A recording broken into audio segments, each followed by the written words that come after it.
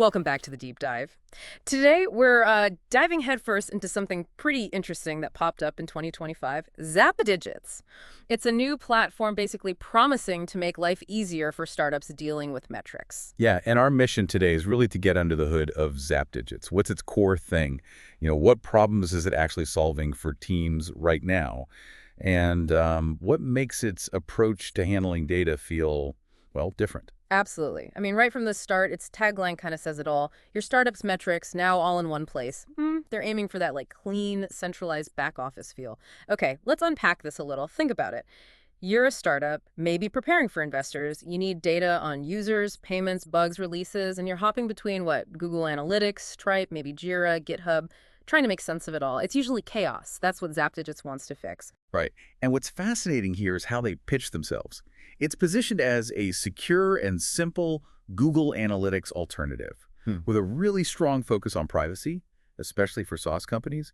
The maker actually said, quote, "Don't use AI or share your data with AI or any third-party platform unless legally required." That privacy angle is huge right now. It really is. It's more than just security. It feels like a bet that founders want control. They don't want their core business data feeding someone else's model.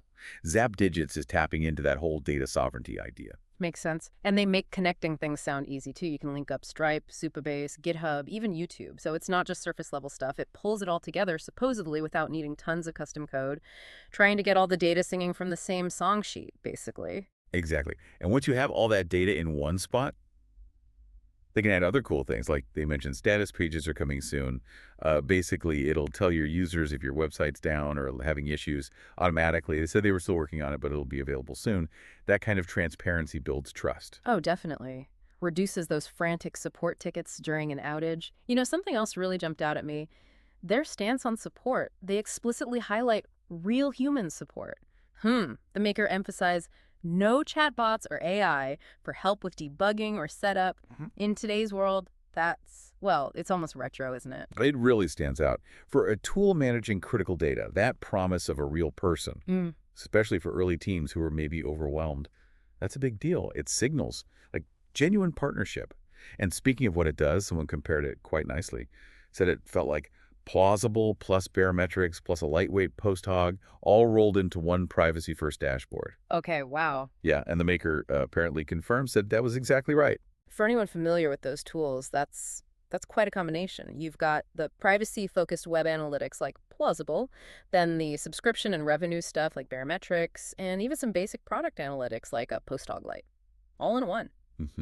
Covering those core bases without needing 3 or 4 separate potentially complex tools, it seems to be about providing those key technical tracking features cohesively. And they make it pretty easy to try out, too. There's a get started free option, no credit card needed up front. Plus, they launched with a special lifetime deal, which is always tempting for early adopters. So what's the takeaway here for you listening?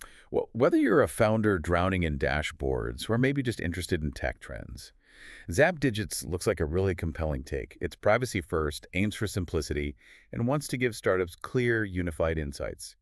Help you get back to actually building your product. Yeah, and it does raise a bigger question, doesn't it? As we see more tools like ZapDigits focusing on centralization and privacy, how might this push influence the broader analytics landscape, beyond just startups?